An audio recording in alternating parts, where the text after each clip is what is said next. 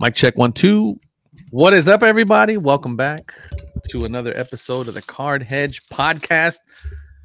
I'm your co-host Omar, aka Retro Hoops. That's my man's JD over there. What's happening, bro? What's up, Broheim? Dude, we're doing pretty good. 2 weeks in a row. Yeah, this is good for us now. We were steady Eddie for a long time. We were for like took a little break, and then I took a little break. Kind of threw off the schedule. We got a lot of traveling coming up, man. Luckily, we're on the tail end. My brother's getting married Thanksgiving weekend, and that is our next. That's my birthday trip coming up. Oh, is it really? Yeah, Black Friday. Nice. Really nice. Yeah. Black Friday is your birthday. Okay, I'll keep well, just this year, the way it falls. Yeah. But right, so, yeah. Okay.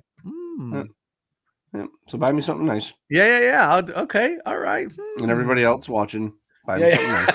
We'll throw a PO box up. Don't worry. Yeah. So he's getting married, and we're all flying out to Puerto Vallarta for that. Nice. And that's going to be the last trip of the year. And so the idea, because we had 3 weddings to go to this year. Yeah, you've been on the wedding. You've been it's like you're 25 again, bro. Well, so I'm turning 40, right? So some of my. Like my brother, obviously, he's my younger sibling, but he's at that point where he's getting married, and then we have a lot of like either younger cousins or younger family members that are in their mid-20s, early 30s, right? That are right there, right? I mean, that's making that fatal mistake. yeah. So it's been great, man, and it's beautiful too, because like I got such a large family. We're 100 deep when we get together. Yeah. And so it's good to see, like, obviously we're a generation, but then there's another younger generation that's coming up, and kind of it's been great being able to just watch them get married, buy houses, and flourish in their careers. And welcome to the game. Exactly. Yeah. Welcome to the rest of your life, young fuckers.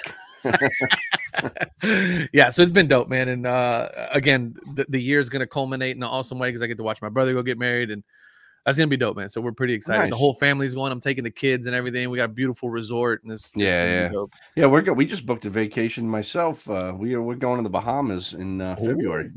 Yeah, balling. Hell yeah. Yeah, so we're gonna try to figure out what we're gonna do next year, because next year is my 40th birthday. Yep. And it just so happens that the Japan Grand Prix is gonna happen the same weekend as my birthday, and Japan is on my bucket list of places to go. So let's discuss this real quick. Okay. I know you've been all around the world. I have, yeah. The world is heading towards effed. Yeah, I can agree with that. Slow and steady, but yeah. I have a rule when I travel, and my rule is this: I need to be able to be rescued by the Coast Guard or the Navy SEALs in like a 6-hour plane ride. You ain't never going no. You ain't gonna see much of the world, Bubba. That's okay. I don't want to. I'm good with America. I want to see America, right? Yeah. That's I'll go to the Dominican. I'll go. You know what I mean? I'll go to the Caribbean. I like it there. I'm not going to Mexico because I'd walk off the plane and get shot. I just know my luck. Some cartel guy's got a grudge against me somewhere. Yeah. And forget big Europe. Old white guy, big target. I'm not going over there, bro. It's insane over there. You got to go there with me. I'm not going anywhere with you. You got to go there with me. I'll go to a card show with you. That's about it. Yeah. No, man. So I'm fortunate enough to have been everywhere but Asia Pacific. I didn't spend much time in Asia Pacific. I worked in oil and gas for a very long time, and I was doing system implementations. And so the company that I was working for, the timing just worked out perfectly to where we were like in a merger and acquisition phase. Yeah. Well, my company was buying up all these small little companies all over the world, not for their assets, but strictly for their IP at the time. Yep. And so it was my job to go into these hole in the wall places and bring people up to speed on the system. And so I got to go to, I mean, you name it. I've been there. India, Africa, Europe, West Europe, Eastern Europe. I couldn't do that. Just all over the place. Couldn't do it. And I always tell people, by the way, somebody won the Powerball, the $1.5 million Powerball. Freaking California. Yeah. And so I told my wife, I said, if we ever hit the Powerball, out of all the places that I've ever been in the world, I'm hiring some legal representation, and then I'm catching the first thing smoking to Brisbane, Australia. That's where I'm going. Okay. Because it's all the way on the other side of the world. It's 16 hours away. 16 hours. So the 16-hour time difference. So while everybody's sleeping, I'm awake, and while everybody's awake, I'm sleeping. So that's great. But yeah, it's you got to get out and see the world, man. But to your point, the United States in and of itself is so massive and has so much biodiversity, right, that you could see so many things just here in the good old US of A. Yep. Yep. And as a recently minted citizen, you know, that's right. Right. USA, what's what the guys USA okay. all the way. Yeah, USA okay. Yeah, so good stuff, man. But so let's get into what we were chatting about before. Sure. I just a quick little backstory. One of my favorite channels to watch on YouTube is a channel called Hodinky. And for those of you who don't know what that is, it's a channel that's basically centered around watches, wristwatches, and the culture of wristwatches, everything from, vintage, cheap $10 Seikos all the way up to, $50,000 AP, $500,000 APs and shit like that. They have a great series called Talking Watches, and one of my favorite episodes, I'll link it down below if you guys want to watch it. It's a great episode because even if you're not into watches, one of the things that they talk a lot about on there is collecting. And John Mayer has a very eloquent way of putting collecting. And one of the things that he said is each one of the watches that he has purchased in his time amassing his collection is a little bit of energy that he has put into his exercise of collecting. Sure. And I love the way he put it. He's done a couple of videos with them, but he recently just released a video where he was interviewing Ed Sheeran, who has also become quite the collector, under the guidance of John Mayer. And so they were talking about what kind of collector they are. And, obviously we're all sports card collectors. Yep. And it really got me to thinking about if I had to construct a profile of who I was as a sports card collector, what would that be? And I'm not gonna lie to you, man, I kind of struggled with it. And it got me to thinking that if I can't define the kind of collector that I am, then is that a bad thing? Or is it better to have like an idea and a profile of the type of collector that you are so that you can focus and curate your collection properly? Or is it okay just to be scatterbrain? So what are your thoughts on that? It's a hell of a question. It is a hell of a question, right? I mean, I've been rattling around. It really is. Head. Yeah. So, I mean, like, I think for me, right? Like, I think a good way to kind of describe how I collect is, when I came back into the hobby here in 2020, I went right to the stuff that I used to know, right? Which was 90s basketball. That's all I did. I didn't do anything else. I just did 90s basketball. But like, I also was more quantity over quality at the time, right? And I was like that back in like the mid 2000s when I was collecting heavily. I was like that when I was collecting as a kid, and then I kind of had an epiphany along the way, and I was like, you know what, man? There's stuff out there that you like that is a little bit more money than these $5 and $10 whatever things. Yeah. And people are spending all kinds of cash on things that I don't agree with, right? Like, I wouldn't do it, but it doesn't mean that it's wrong. It's just it's not my thing, right? So how I would describe myself is this. I am a little bit of a scatterbrain when it comes to collecting because I love sports. And I love all the sports. So I don't have a problem dabbling in soccer, football, hockey, baseball, basketball. Like, I don't have a problem dabbling in any of those sports because I watch them all. Right.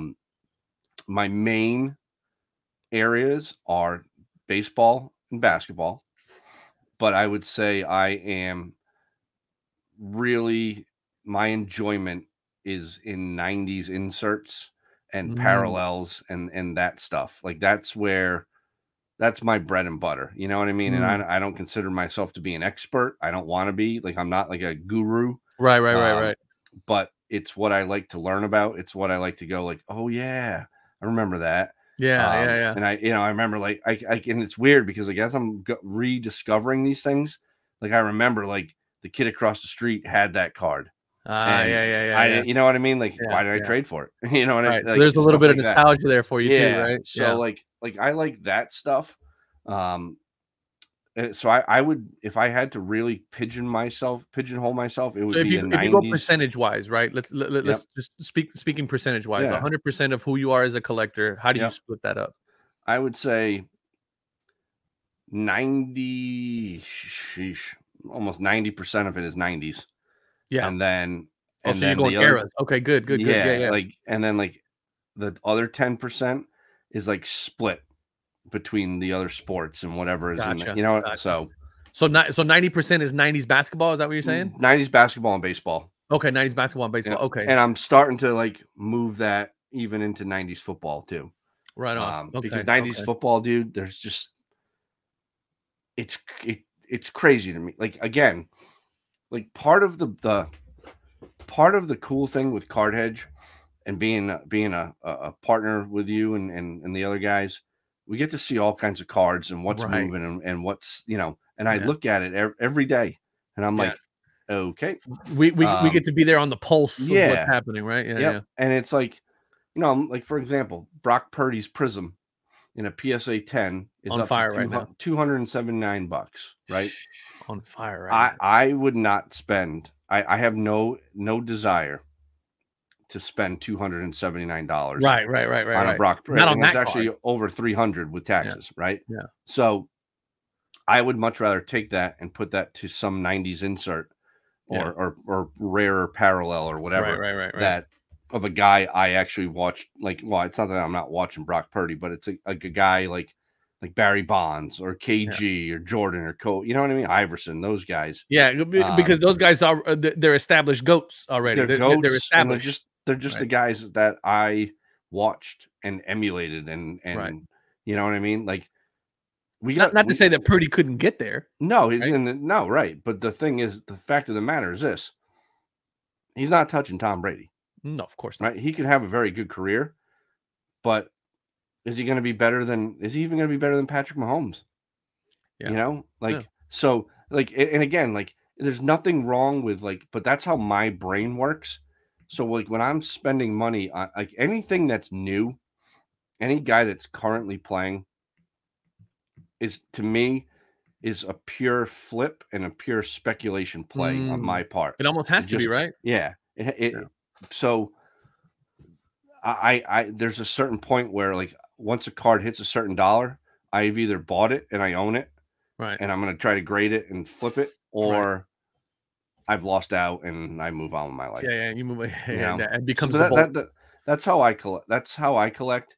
I'm not really like I like vintage stuff. Like I love vintage baseball, but I'm not like a vintage baseball guru. Right. I don't. And there's some people out there that are heavy. Yeah, that's all they do. Yeah. And I wouldn't consider myself. I'll certainly, if the price is right, I'll look to acquire some stuff. Right. But mainly, you know, I'm looking for the Griffeys and the Barry Bonds and the Chipper Jones and the Maddox and the Rain. Those guys, like the guys I grew up watching. You grew up watching. Yeah, that stuff. So that's fair. That's where I would put myself. What about you? So I would say that so I'm heavy basketball, right? Yep. So I grew up playing basketball, watching basketball. Yep. I'm heavy basketball. So you went eras, I'll go sports, right? So I'll say I'm 70% basketball. Yep. 20% football. And then the other 10% would be, you know, just a mix of either just some really cool TCG that I see out there, and then some F1 that I see out there that I think is pretty dope, some Star Wars stuff, some like some of the non-sport, some of the non-big three sports. I just didn't grow up a baseball guy, right? So I mean, I played a little T-ball, obviously, you know, little league stuff, things like that, but just never really caught my attention like you know, like some other folks. I grew up playing basketball, I grew up playing football, so those have always been a big thing for me. Right. But even within that 70% of the basketball, I'd say about 80% of that is Rockets basketball. And when I say Rockets basketball, I'm talking about, you know, Rudy Tomjanovich, Rudy T, baby, Calvin Murphy, Moses Malone, you know, just old Rockets that go that far back, Sleepy Floyd, you know, just things like that, all the way up to the new guys, right? Like, because I am a passionate Rockets fan. I watch every game. I look at stats. I watch their drafts. I watch, you know, like I'm just heavily involved in the Rockets. And so that's a big piece of, and I don't know why I didn't mention Akeem Olajuwon, but you know, that goes without saying. Obviously it goes without saying. And then obviously when it comes to the football side of things, you know, I like my Texans. They've been a dumpster fire the last few years. We're showing some promise this year. Which is the quarterback is pretty good.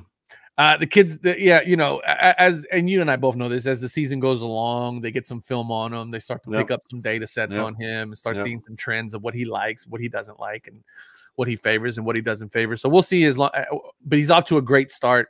I think no interceptions. Yeah, no picks. The record for no interceptions right now. 11 TDs, no picks. I think he just passed. Who was it that he just passed?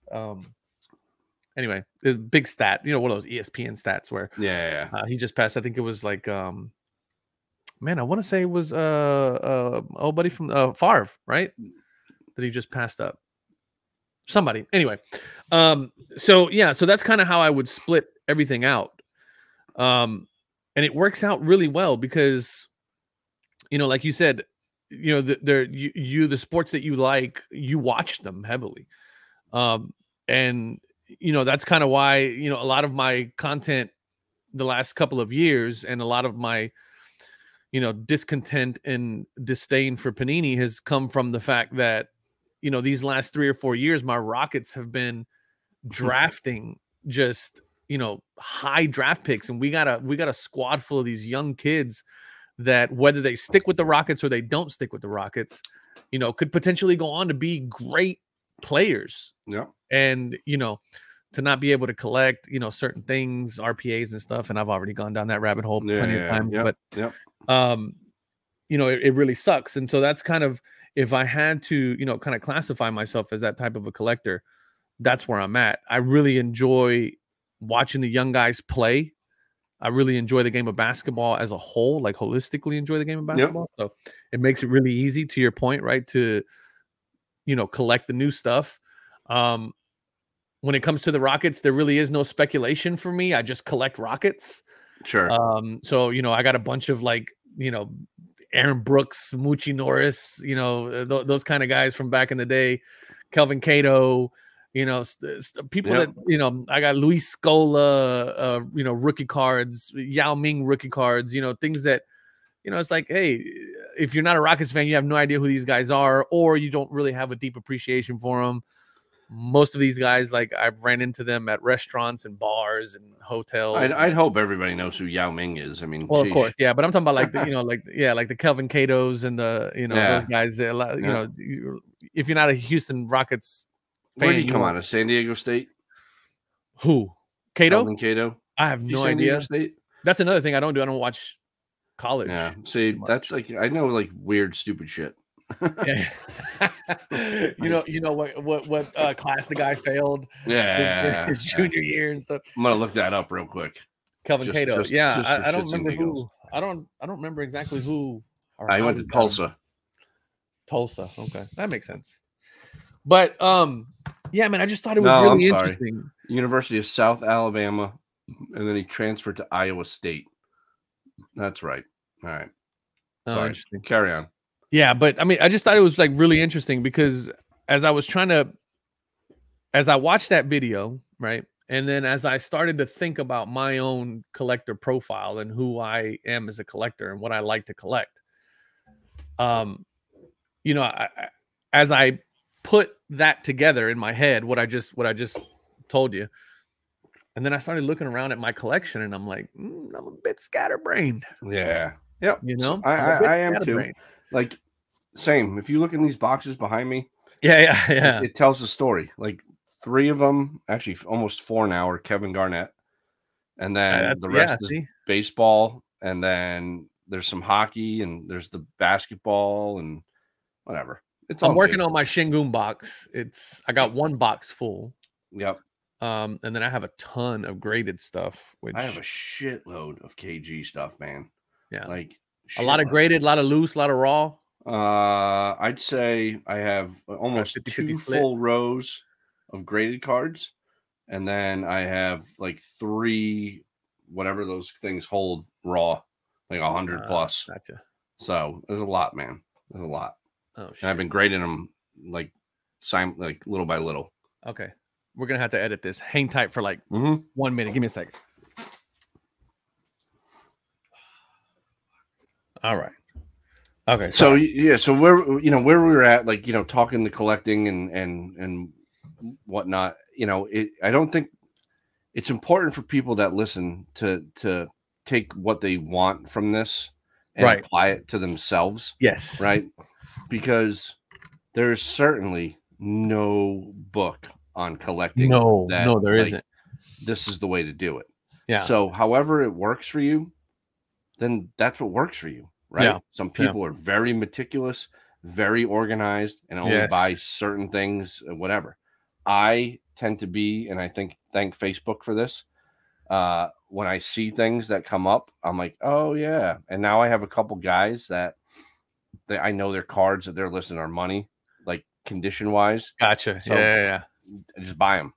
So building those relationships with those folks, and I'm sure that there's people that hit you up with things that they're planning to put out for sale.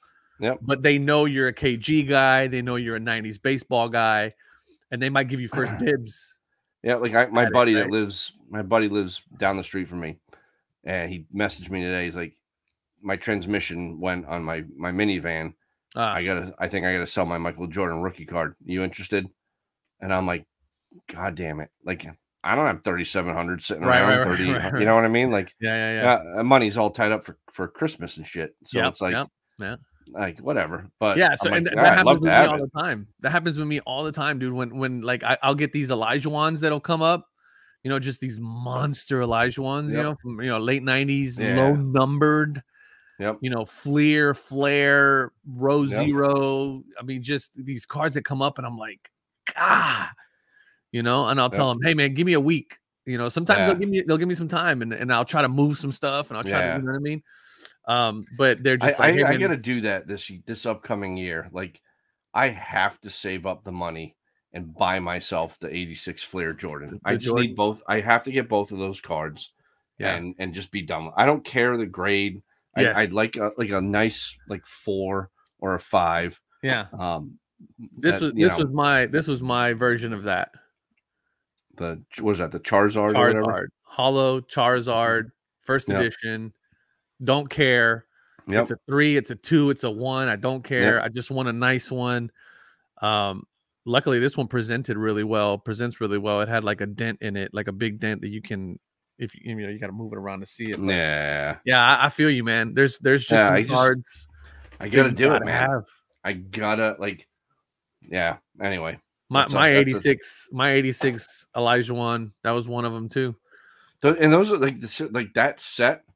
I need to spend some time really getting those rookie cards from that set, because there's so many. Iconic. I don't have a Bird Magic rookie card. Like, I just have to focus and get some of these bigger cards that I can put away and not worry about it anymore. The other one is the what is it? The 82 Tops, the Magic. The 81, Bird 80. It's 80, right? 80, yeah. The Bird, I think it's Bird, Irving, and Bird, Magic, and Julius Erving. There you go. Yeah. That's another one that'd be good to have. Yeah, that's what I was saying. Like that's another one I need. And like PSA again, 2, PSA 3 don't really give a shit. You can buy that card, man. Is like it's a crime what that card goes for. Really? You can get like you can get a. Well, let's take a look. Larry Bird. You can get, dude, PSA 8, 3,300. PSA 7, 1,400. So you can get a nice higher end graded copy for not a lot. I mean, it's a lot, but it's not like where in my mind, that card should be, you know? What number is that? If you type 1980 Larry Bird in the card hedge, it's the first card Larry that comes Bird. up. Yeah. But I mean, again, it's just like here it is. Yeah, like the PSA 10 of that card is insane. I don't know. Yeah, as well it should be though, right? I mean, like, yeah, we gotta fix this. Something came through. Oh, lots came through. All right, this is what I know what happened here. Oh wow, PSA 9, 228. Something's up with that one. Yeah, so it just here we go. But still, like, I would be totally content with a nice looking 6. Mm-hmm. Right? Oh, yeah. Just a as a matter of fact, why are we even looking at PSA? I would be supremely content with an SGC 6.5. They're going for $700. And that's so attainable. Yep. So attainable. Yep. Where is yeah, this I don't know why this came through like this. This should be blocked. Yeah, there's a couple of oddball ones that pop through. Yeah, you know what? I wonder. Let me see something here. Hang on, fella. Yeah, so there's a couple of them in there that pop through. I'm seeing them. Yeah. But anyway, I'm fixing it. But the point there being, right, is you know, but listen, Bubba, there's some guys out there that just that refuse anything less than a 9. Right? Sure. And that's again back to what we're talking about, right? Like it's this collector profile, right? There's some guys out there that go, yeah, totally. I love 90s basketball. However, I only collect PSA 10. That's it. Yep. If it's not a 10, I don't want it. Right. Yep.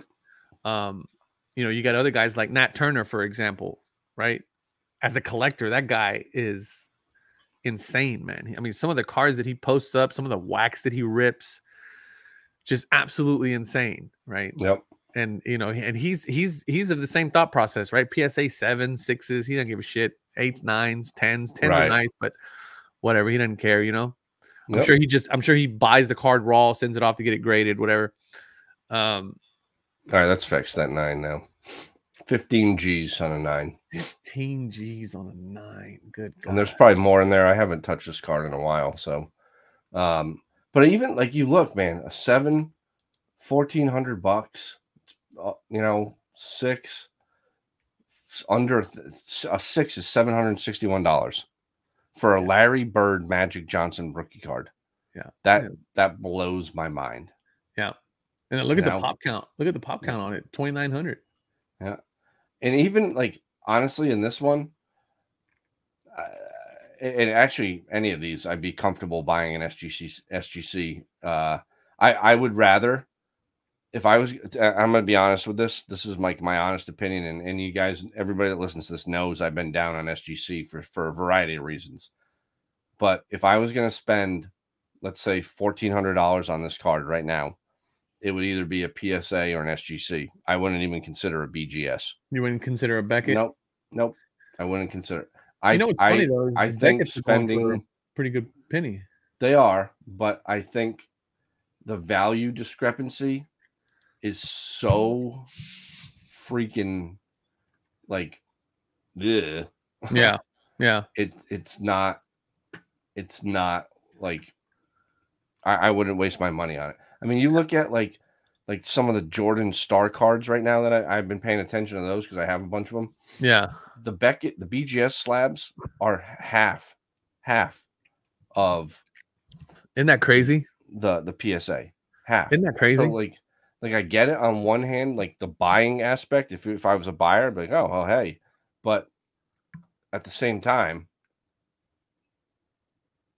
why? I'd rather get the PSA or the SGC. You know, to me that feels like my money would be better spent that way, long term. Yeah, I agree. But yeah, I mean that's the kind of. There's a couple of other ones in here. I mean, as a matter of fact, like this last little run of buys that I made, you know, a lot of it was just based on, you know, me wanting a Giannis rookie, you know, so I picked up a Giannis rookie, me wanting a KD rookie, picked up a KD rookie. I just wanted, there's some of these cards and some of these players that I just want in my collection. Yep. You know, it's not I was on a Giannis kick a couple years ago. Yeah. And I moved out of him. But he's a guy that like I like. I think he's a really good player. I think Jason Tatum's better, but you think like right now Tatum's better than Giannis? Yeah, I do. Really? Yep. Jason Tatum's nasty. Oh no, he is. Don't get me wrong. They just gotta like. I think finally they figured it out, and getting Drew Holiday there. That's a point guard. Marcus Smart was a point guard, but he wasn't a point guard. You know what I mean? Mm-hmm. He looked to shoot first. Drew Holiday will score, but he doesn't need to score. You know, Marcus Smart felt like he was Michael Jordan. It's like, bro, shooting like 18%, man. Cut it out. You know? So I do. I think Giannis, they play very different styles of basketball. Oh, that's for sure. Yeah. So I think at some point here, Giannis is going to start breaking down. And if teams were smart, they'd start playing Detroit Pistons basketball on him and hammer the shit out of them, because that takes its toll on you, man. You know what I mean? Hack a Giannis. But yeah, no, I mean, I would put Tatum up against anybody in the league. It's not a bad pick, man. Not a bad pick for top player in the league right now. The kid's definitely got talent. Yep. We know he can turn it on. We watched him do it. Right. I mean, he's good, you know. So, all right, we're going to try to stay somewhat organized tonight, which is odd for us. A little odd, isn't it? We kind of wrapped up our first segment there. Yep. First half of the show, first topic. So our second topic, you have an idea off of a video I just did. Yeah. So I'm going to once again turn the floor over to you, my man. Yeah. So, So you just dropped the video, which was a great video, talking about basketball, right? Yep. And this all comes from the fact that, you know, Ziggy made a comment to us a couple weeks ago about that there's not a lot of basketball talk, right? Yep. And you and I talked about that last week, right? We just kind of talked about it a little bit, but that stuck with you, huh? It's been percolating. Yeah. And so I think what stuck with you is the why, right? Like we all agree that that's the case, right? We agree that there's not a lot of basketball talk going on in terms of sports card collecting. But the question is why, right? Like the question is why, and you dug into it a little bit. A little bit. I have my first hypothesis. Yeah. Like as if you don't have the data, right? Yeah. One of the perks of having access to years of data sets. And you had a very interesting hypothesis about why, right? And it boiled down to 3 players that you looked at. And it was Ja Morant, Zion Williamson, and Luka Doncic. Luka. And your hypothesis was that there was so much hype on those 3 players during the peak of the peak, like silly season 2019, right? just craziness. Those three guys were in the biggest of spotlights, right? Nobody else was in massive spotlights the way they were. And what you displayed in that video, and we'll link the video down below because I highly suggest you guys go watch it because he went into depth into each one of these cards. Some of my better work. So, I would say that probably one of your more captivating videos. Thank you. And every once in a while, what do you say? Clock's right 2 times a day. Every once in a while, a blind squirrel finds a nut. Yeah. And so, you went in depth into each one of these cards, specifically looking at how much pain they have caused the basketball collector, right? And investor and flipper. Yeah. And because so somebody got caught holding the bag. Somebody's holding that bag. Yes. And to that point, right? So I wanted to expand on that point. I want you and I to expand on that point because what you just said is absolutely right, right? It wasn't the type of a drop off, like it wasn't a rug pull, right? Like if you bought NFTs, you're screwed right now because it was a rug pull, right? Like, I mean, it was worth $10,000 and then like 2 days later it was worth nothing. Right. That's not what happened here. It was a slow burn, right? On a lot of this stuff, it was a slow burn. It's been over the last 2 years that we're watching these cards go from, I think the Zion you said was like 12 or 13x. Yeah, let's pull like, that biatch up. You know, the Luka was 10x. You know, cards are just, they were $2,000 a year ago or $200 right now. You know, so at one point in time, the base Zion Prism was in a 10, right? In a PSA 10. Yeah. Was, come on, man. There it is. $1,006.96. And what's it now? Like $40? $80. $80, yeah. So again, I can't do math, but that's way over 10x. Yeah. I said like 15x. I don't know. Maybe that's right. Maybe it's wrong. Yeah. But like if you think about that, if you were the guy, it's the same thing with the guy who bought the Wander Tops base paper first PSA 10 that hit the market for $2,000. Like there, people haven't learned the lesson yet. Like this guy was anointed as the great one. And I couldn't wrap my head around it then. And I still can't wrap my head around. Like I was laughed at. I hammered in comments on videos I did about this card will be less than $500. And I always go back to that number because the people like big YouTube channels, you're an idiot. Okay. Who's an idiot now? You know what I mean? But then like someone commented on that video that I did that was put out yesterday. You're forgetting the Kobe Whites. Yes, that's what I want. Tyler Heroes, like you mentioned, the Rui's, the Rui Hachimuras, the whoever, whatever, right? Yeah.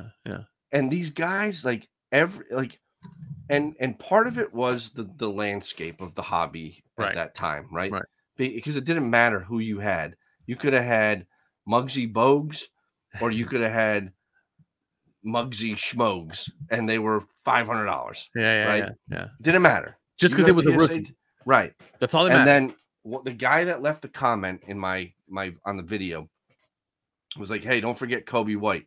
I sent in his cards to PSA at the time. PSA 10s were $1,200. When I got them back from PSA, they were $20. Yeah. Can you imagine? So there's another guy that I like watching his channels because he does a lot of like box openings and stuff like that. Is that Run Good Life? Yeah. You ever watch any of his stuff? Yeah, a little bit. Yep. He was part of that group, right? Where he was submitting just countless amounts of rookie cards out of the Hoops premium set. Yeah. Right. Yep.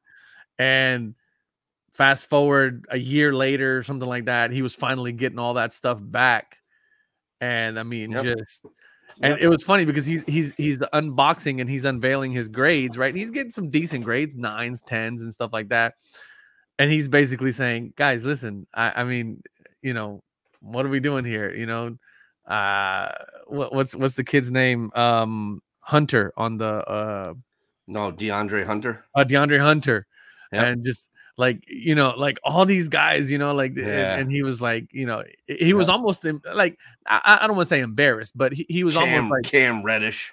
There you go. Yeah. So he was, you know, like submitting stuff like that. And man. So to wrap that point up, right, and to bring the point full circle, right, the lack of the lack of basketball content that's happening right now is because there's a lack of buying in sports cards right now. It's not fun to talk about Kobe or Michael Jordan. No, it's not, right? Because that's almost like everybody knows that story already, right? They want the new hotness, and there is no new hotness. And here's the follow-up video to the video I did, just a little teaser because it's coming out this weekend. If you are flipping sports cards of current players in any sport, SGC is 100% the move you should make to grade your card. 5 days, you shrink your exposure of backlogs and 6 weeks and whatever else, right? Because PSA is like 30, whatever. I don't know. Some people getting shit back in 30 days. Yeah, we're about 6 weeks. Yeah. Again, so more people, you know, whatever. But I would take any new guy, Corbin Carroll, whoever, right? The kid, the wideout for the Rams there, Puka. Oh, Kuchu or whatever his name is, right? Yeah.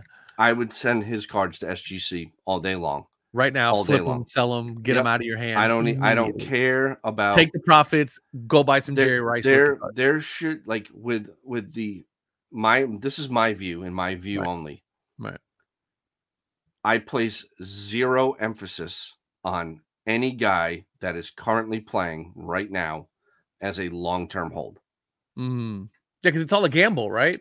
Gamble. I mean, dude could snap his femur tomorrow, and we'll forget about him in 3 weeks. And whether it's basketball, whether it's baseball, football, hockey, whatever, the story hasn't been written yet. And absolutely, like Omar, you could go out and buy a Connor Bedard Young Guns in February when that shit hits the market and is which I will, by the way. Yeah, me too. But here's the thing. And you could be right. He could be like Connor McDavid, right? But you don't know. No, you don't know. So if you're going to spend 3 G's on McDavid, who, by the way, is freaking good, you can sit here and make the argument. Would you be better off taking that $3,000 and putting it in a lower grade Gretzky? You know? Yeah, because the kid could step on the ice and immediately just be overwhelmed by the bright lights. He get hit from behind. Yeah. And God forbid, I hope none of this happens because the talent of this kid is ridiculous. But insert athlete. Right. And again, like I think that's people look at SGC, and now we're getting off on a tangent. That's okay. People look at SGC completely in the wrong way. I agree. In my opinion, if you want to collect it, and now they have the app and there's much more collectability to their slabs, that's great. That's a piece of it. But their thing that they hung their hat on is a 5-day turnaround time. Yes, things can happen in 5 days, but things can definitely happen in 40. In 6 weeks, 4 weeks, whatever. That's an eternity in football. Yeah, an eternity. So guy gets hot on Saturday or a Sunday game, you can go buy his rookie card, have it back by the next week, hopefully, right? And sell it before he even plays. Right. If you time it right. Yeah. If you time it right. I agree. Yeah. You can't for $15. So let me ask you this. Okay. All right. I'm with you. And I agree with you 100%. That's just the way I think, right? And I know people don't think that way, and that's fine, but like that's the way I think. Could SGC have saved a lot of people a lot of heartache and pain? Yes. Because a lot of what hurt people in basketball was because it essentially took, like, week 1 or game 1, guy blows up, has 40-point game as a rookie. You submit to PSA, and I'm talking. This is obviously not current condition, because current condition is way better than it was in 2020. It's better. But you were literally submitting at the beginning of the season and not getting the card back until the end of the season. Right. And that had a huge effect on things. Yeah, that had a huge effect on, because the economy is all about moving, right? Moving money, moving product, moving, it's all about movement. And if you stifle that movement, which is what PSA did, bro, did PSA kill the basketball market? They could have. I mean, they certainly had a big piece of it, right? Not in a way directly. Yeah, that's what I'm saying. Like they indirectly had let's just say this. They had a huge effect on the economy of basketball cards. So all right, it was a combination of things, right? It was solely basketball. Solely basketball, we're talking. You had all this hype. You had the bubble. You had everybody sitting around, right? Card values were insane. And you had everybody submitting to PSA, because that's all everybody ever did. PSA. Because Gary V said PSA. Yep. And okay, well, the expectations of every single player, not just LeBron and Steph Curry, the Kobe Whites, every guy in the end, Bobbles bought or pulled, like, because he had a whole bunch of Prism. He pulled a massive amount of Bulls. Bull goes off in that stupid bubble game. Yeah. And the cards that he had went from like $5 to like $400. And he sold him for like, he was like, this is insane. He's like, this guy. But SGC, right? No, he sold those raw. But my point is, like, so the next guy is thinking that's a flip. I'm going to send him to PSA. Now, to kind of echo your point a little bit, Billy, whoever scores 40 points, comes out the block, 40 points. You send your card to PSA. By the time you get that card back, Billy's in the G League. That's my point. So it went from here to there. You know what I mean? Now, at the same time, right? And to PSA's like defense, with the restrictions of COVID and everything else that was going on, it was very hard to scale and to catch up to what Nat Turner inherited. Like, people have to remember, Nat Turner inherited a disaster. Yeah. Like a completely broken process. And he's done a very good job of fixing that company. Like he has. Hats off to him. Agreed. But I have done, now you're making me think. I did do a video at one time of smarter, safer money is buying SGC. Because you're getting the same card. It's the same card. You crack the PSA slab. I crack the SGC slab. We're both holding the same raw Zion Williamson card. Right. Yeah. It's the same card. But if the SGC 10 is 200 and yours is 500, well, I've lost 80 bucks, or no, I've lost 120. You've lost 420. Right. So like, there's that piece of this too, that like you can say like the conservative approach to sports cards grading is to take that SGC path, because the money out, the money in is, it's not as high. We know that. Everybody knows that. Right. But the quantity is where you'll make it up. But it's quantity, and it's also, to some degrees, a safer, what's the word? God, I can't even think of it. Like, it's a safer use of your funds. Oh, yeah. Because again, as a collector, if that's all you're doing, what does it matter? Yeah, it's all about the Right? liquidity at that point, right? So, and oh, by the way, BGS costs people a lot of money too. Like Yeah. BGS might have cost people more money than anybody else because if their stock was trading at $100, Yeah. it's at like $1.50 now. If they're Yeah. lucky. Like Yeah. talk about running yourselves out of the game. Right. Like out of the game.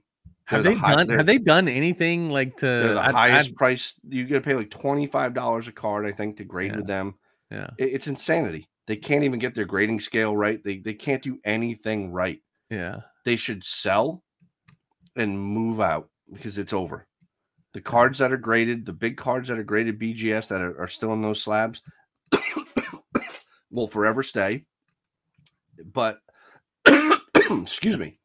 And they have big cards in their slabs. They do. They do. And that's where their value, if you look at eBay and like people when they crunch the numbers, the only reason their average sale is so high or higher is because of that black label or some of the cards that are already in BGS slabs. Yeah.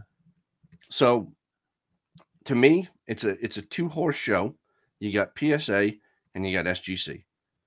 And you should really think about what you are doing and how you can utilize SGC and PSA. Now, for me, like again, anything new, I'm sending to Bobbles and I'm sending to SGC. Anything new, anything that is 90s that I'm holding for the long haul or whatever, like I'll send to PSA because I don't care about it. Like the whatever. There's no time constraint. I'm not looking to sell. Yeah. Right now, for most of this year now, I've been just grading solely with PSA. But again, when I did that video yesterday or whatever it was, and then I thought about it afterwards, I was like, oh, I've got another video now I can do off of how do you hedge fluctuation, right? I'm not a market, I'm not a financial guy. But it makes sense though. I mean, it's almost common sense, right? Yeah, it makes sense. You know? So to me, whatever. But, so 1 + 1 = 2 type scenario. Yeah. You know, get in and get out. Get in and get out. If that card is solely a flip and you paid $20 for it, you grade it for 15, you're new it for 35, and you can sell it for 60, move on. Yeah. Move on. Do that 5 times. And if you can do that within a 10-day time period. Yeah. Yeah. And how many times can you do that before you're going to get your PSA version back that's going to net you maybe another $10 or $20? Right. Yeah. Right. 100%. Yeah. 100. No, so I agree. That's some of that thought process, like that. Like I know it's not a hobby-wide sentiment, and I totally get it. Right. But I think people are starting to wise up a little bit. A little bit.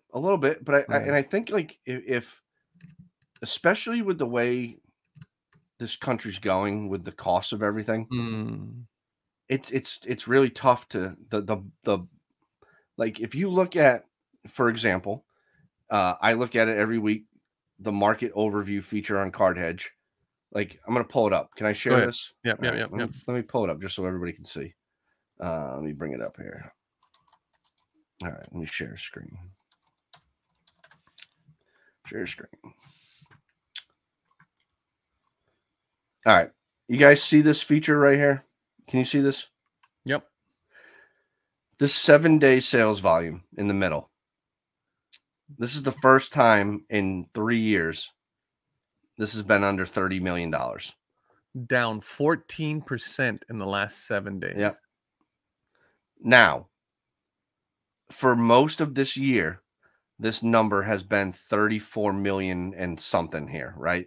It's always been 34 and it's always been whatever. And then, every once in a while it'll drop to 33. I do videos on this shit all the time, right? I'd say towards August, it dropped down to 32 million. And it's been hanging out at 32. I don't know why it's way down like this. This will probably correct itself. But the money, that's $5 million of money that is out of the mark overall. Like what we're tracking here at Card Hedge, That's no longer there. Almost 1 million cards, by the way. So it's not like 10 of the highest cards ever. We're talking about 1 million cards almost. Now the average, look at the top 10 sales are up. So people are still, it's up 20%. This is the highest this number's been in a long time, man. I know that for a fact. So what is that telling us? 7-day top 10 card sales. So like these cards down here. Oh, okay. Gotcha. So like people are putting their money into Purdy right now. Right. So I mean that's what that is, right? But this money, look at this. I mean the transactions are this is consistent over here. This has been between 560 and 575 all year, week after week. Yeah. So this is consistent, right? This is down. And again, I'll look at this again next week and see where it's at. I look at it every Tuesday. But for this to be under 30 million now, this is like almost alarming to me.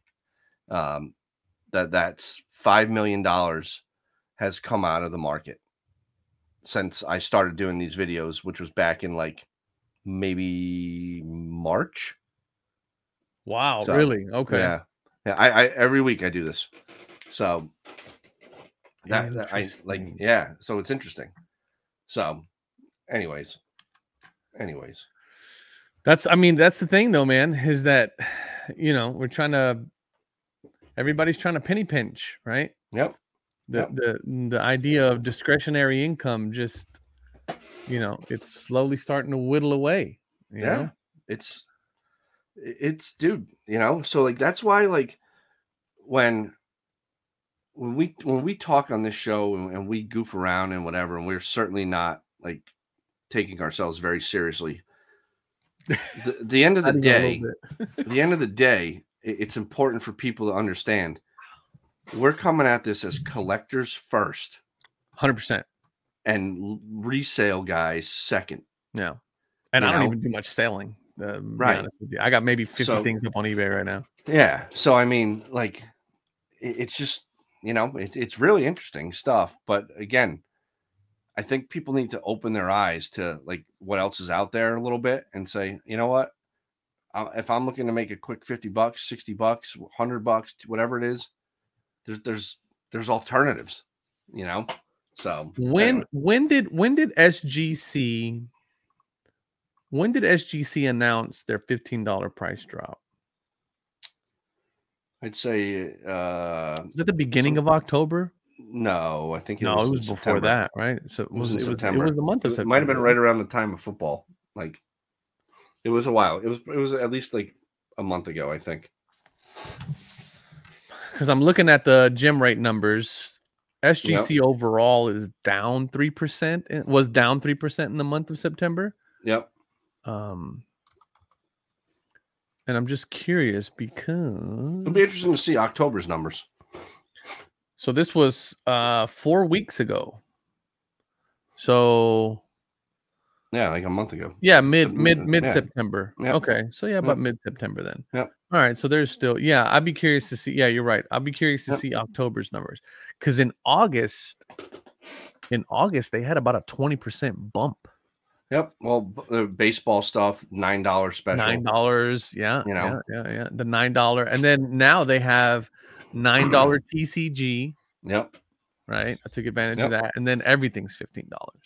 Yep. Everything else is $15. But what I think is also interesting is that play that they made for the 2-day turnaround stuff. Yeah. Being like, what was it, 25 or 30 bucks? 25 instead of 40, I think. Yeah. That's, I mean, again, if you pull a bigger card, if you pull a bigger card for $25, you get it back in 2 days. Now you've really shrunk that window. Yeah. And here's the thing too.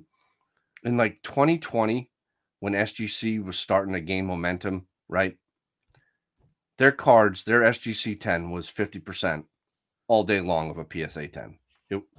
Can't argue. Yeah. In 3 years, they've added almost 20% value to their SGC10 slab. I think SGC10s are consistently 70% now. I need to go people back. Don't talk about that. And you know what? I'm gonna do that. Thank you for reminding me. That's what I do, baby. I did a video where I went over like some blue chip cards. Yep. I wouldn't even do the blue chips. I would do the base. The base stuff that's selling is the easiest stuff to do the comparison. Stuff that's moving, right? Yeah, stuff that's moving. So because the idea is you need stuff with volume, but yeah, I need to check that out. I need to do that. I need to do another one because I think and back then, even back then, my point was like, hey, you're okay. I mean, what's the disparity between an SGC 10 and a PSA 10? And it wasn't that big back then. I mean, it was sizable when I first did it, but when I did the follow up, it wasn't that drastic. So here you go. Let's see real quick. If I go, so the SGC is rising right now. Like if you looked at the Brock Purdy, PSA 10 is at 279. SGC 10, because there's only a few of them, is at 160. But both have risen, over the last, let's see here, over the last 30 days, the SGC 10 is up 87% of the Brock Purdy. The PSA 10 is up 60%. So clearly there's the demand for people, or there's the demand for an SGC slab, right? Now, at the same time, it's still sitting at 57% value of the PSA 10. But there's 1,565 PSA 10s, so the price is going to rise quicker there versus 69 SGC 10s, right? Because there's just more of them on the market and it's easier for the price to rise. But I would be curious to watch that card to see how the values start to level out. You know what I mean? So, anyways, and it's a $30 raw, right? Is it? Yeah, something like that. Oh, there's a little bugaboo in there for $400. So, like, maybe. Yeah, maybe, I don't know. Maybe SGC hasn't done what I thought. Maybe I'm wrong. Maybe I spoke too soon. Well, but I think this card is too new of a card to do that with.